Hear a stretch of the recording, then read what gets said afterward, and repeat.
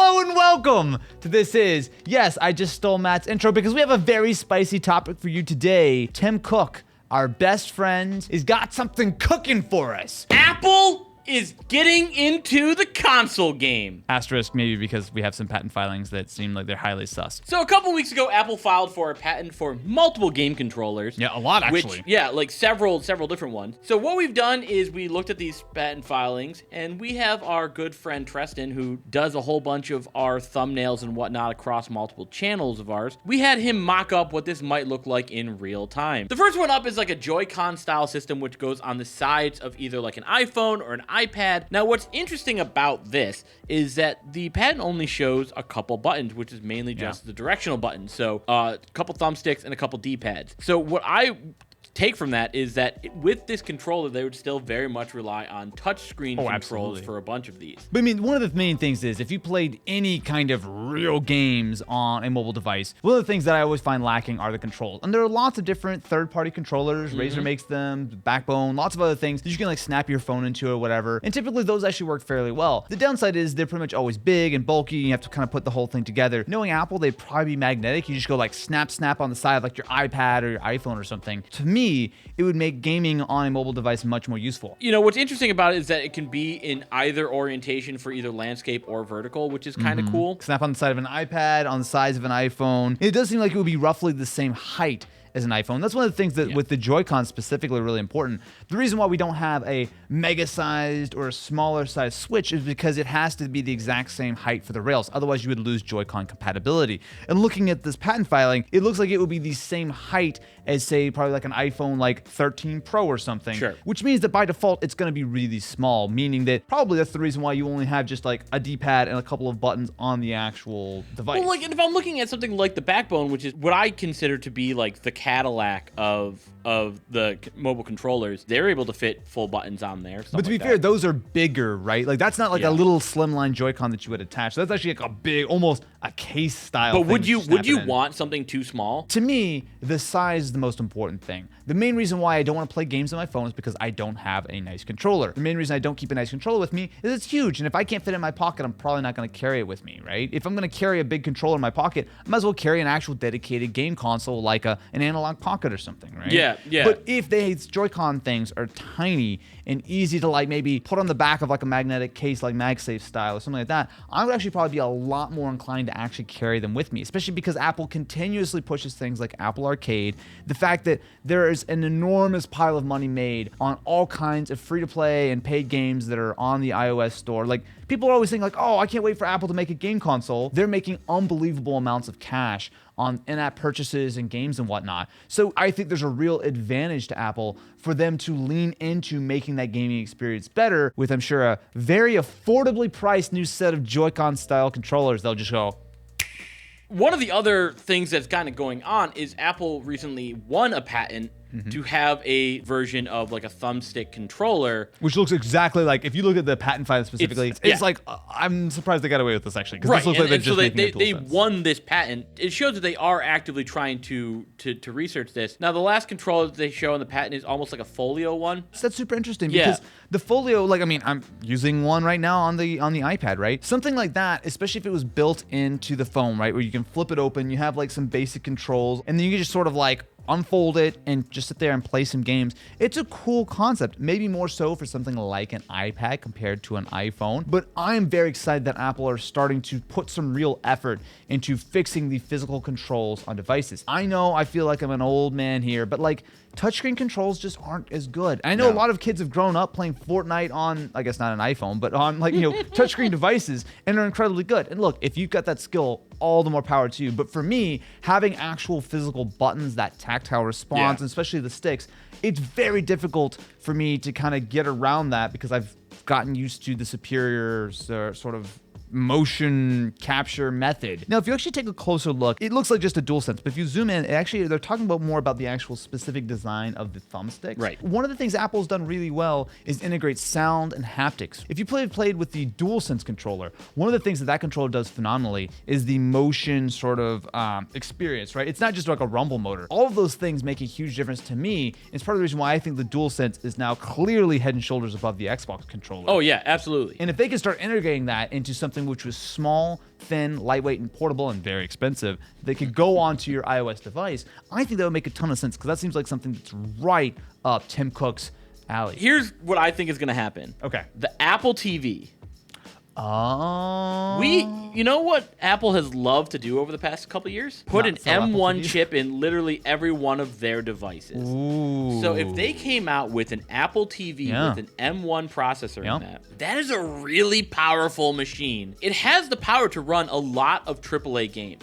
Modern, like main modern AAA games, probably not. If they kind of go the Nintendo Switch route of having some of like these older ported games. They have kind of tried this. When the Apple TV, the sort of iOS or the tvOS version came out a few years ago, they did pitch it as a device that could be for gaming. The thing, though, that I think completely wrecked it was that all games, I believe, when that Apple TV first came out, needed to be compatible with the Siri remote, which is a terrible remote and absolutely 0% useful for gaming, right? So I think a lot of initial devs who maybe bought into the Apple TV gaming platform were like, oh, this sucks. Now, mind you, it now works with other controllers. I don't think you have to use it with the Siri remote. The other downside is that unlike every game console ever, it doesn't ship with a controller. So for this to work, I think at a bare minimum, before they even put an M1 or an M2 or anything in, they need to sell an Apple TV gaming edition that comes with a DualSense or one of these new fancy controllers, but it needs to have a controller in the box. And in the box part is the only thing they're actually missing here, because you can do all this right now. You can go and pair a DualSense. You can go and pair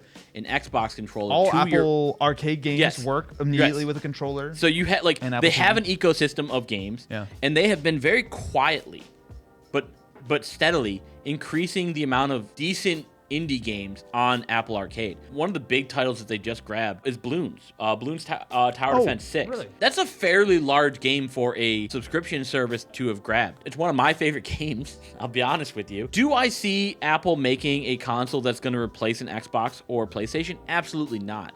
But I do see this as a place to have like a very solid casual gamer experience. Yeah. Because I want to remind you, Final Fantasy 1 through 9 are on the App Store right now. There's so many games. There's so many old PlayStation games. Like Square Enix loves to put games on there. What Apple would need to do is work with the developers to actually standardize that, because anything on Apple Arcade has to be able to be played on your phone, on your laptop, or Apple TV. Yep. That is a requirement to get on there.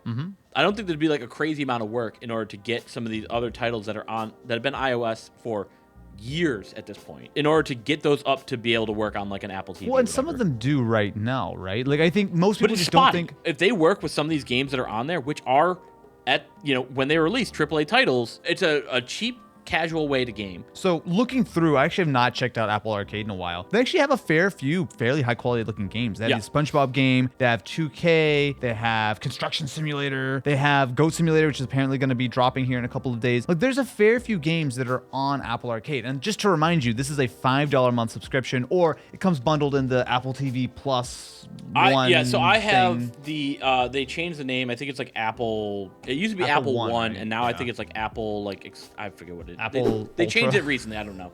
But it's $30 a month, and it includes pretty much all of their services. Yeah. Considering you'd be spending $10-15 on Apple Music or Spotify anyway, that's not bad. Here, the thing is, Apple right now sell an enormous amount of devices, and they make billions and billions of dollars of profit with those devices. However, what they're starting to make more and more money on pretty much every quarter are the services, getting you to subscribe to all of these different things, whether it's Apple TV Plus, whether it's Arcade, or whatever the case is. And to me, I think it makes an enormous amount of sense for Apple to focus on gaming as their next wave, right? Obviously, they've got the AR headset and all this kind of other stuff as far as what things are working on, maybe an Apple car and whatever. But the gaming part of this is already making them so much money. If they can invest in making the gaming experience better with something as simple as a controller, which I'm sure, again, they're gonna charge you big money for, but if it's a well-designed, magnetically attached, tiny little, easy to store controller attachment, I think it's gonna make a ton of sense. And if they can maybe either make a version of that controller or a beefed up thing altogether that would work with the Apple TV. Those are two ways that I think, without a ton of investment, a ton of time, for Apple to go from being a big player in the space to being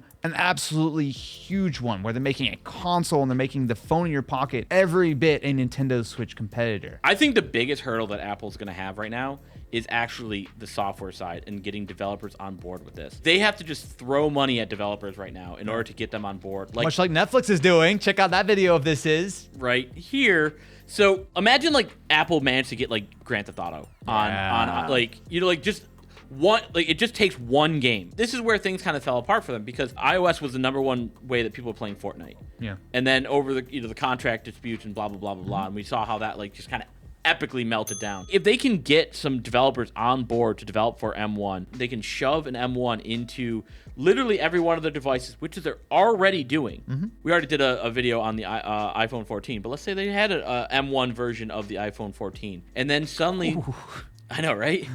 And then suddenly they have an M1 Apple TV, and now you can play AAA titles natively on every one of your devices. That would be huge. And they're already doing it. I mean, even if they don't shove an M1 in a phone, which to be fair, I think thermally would be difficult, but the devices and the actual chips and stuff get more and more powerful every year. And again, it's easy to be like, oh, Apple, they have some apps or whatever. They make billions of dollars a year on the gaming apps and free to play and all the different things that are on the App Store right now, right? Like this is already making them probably more money than a lot of more established gaming companies do. And it's just because they have the App Store, right? For them to be able to invest a small fraction of that profit into making the gaming experience better for everyone on Apple devices, to me, feels like an absolute no-brainer. And the reason I enjoy Apple Arcade so much right now is because the whole point of Apple Arcade is that there are no microtransactions. There's no ads in them. Now that I have a way to play Bloons without getting harassed for microtransactions within it to unlock new heroes and stuff like that, I'm going to switch over to Apple Arcade version of it. If Apple can start dominating the mobile gaming space